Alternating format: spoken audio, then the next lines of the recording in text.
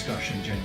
So the roundtable discussion, that was my second one. My first one was last year, and it was great that we were talking about new trends that are coming up within our marketplace, but also the gathering of, influencers, from bloggers to retailers to brand owners to people that are training international students and people at home how to create their own skincare and beauty brands. I think we had some of the best minds in the marketplace all in the one room, and it was great to see such synergies in the answers that we were giving with the topics that we were discussing today. The one take home is that everyone realises that sustainability is a challenge, and it's not just about certification, ingredients, products, brands and commercials. It's actually about all of those things, and it's about how we can work together to make that happen to support the future of our industry. Yeah, it's great to see more people attending this year. So last year it felt like more brands and retailers, which was great. So we had some really good discussions last year, but it felt like the conversations have moved on more so this year. And also more bloggers and journalists joined us this year, so it gave us different perspectives on the industry as well, which was nice to see.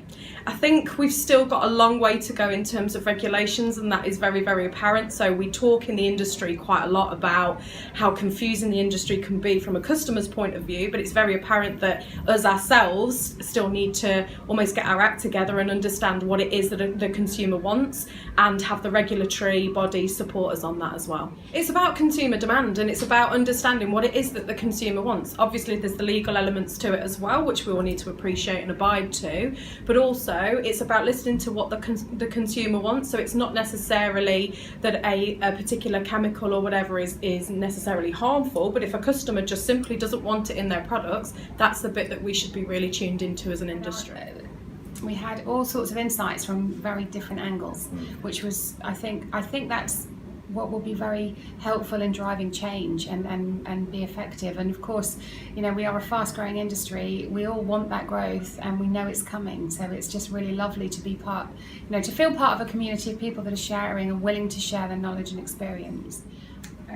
I think what was most interesting to me in this discussion, apart from the sort of the change in gender awareness in marketing, is the whole certification issue. When is something natural? When is it organic? But I think today started a conversation that hopefully will get to a stage where there is a clear answer to consumers about what it is that they are looking at, what it is that they buy. I love the roundtable because it brings together all these amazing people who are in the natural beauty sector and who really contribute to the overall discussion, and I love the fact that you guys bring them all together and we have this chance to just sit together for a couple of hours and chat and network.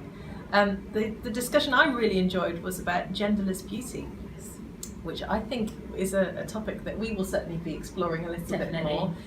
For our podcast and some of the articles we write for the Huffington Post, because it's such an interesting concept, and we know that the male sector isn't as big as it could be, but maybe it shouldn't be even a big sector. Maybe it should all be one big genderless sector. So there's an interesting bit of work to be done there, I think. So yeah, the thing that stands out, I think, is actually the passion around the table, and the fact that the view that everyone's kind of eating it together. I think as men's toiletries buyer, I think the men's toiletries conversation was interesting. It's about, I think, if you are a natural retailer, a natural manufacturer, or a natural brand, it's how do you capitalise on what is the biggest trend right now, which is natural.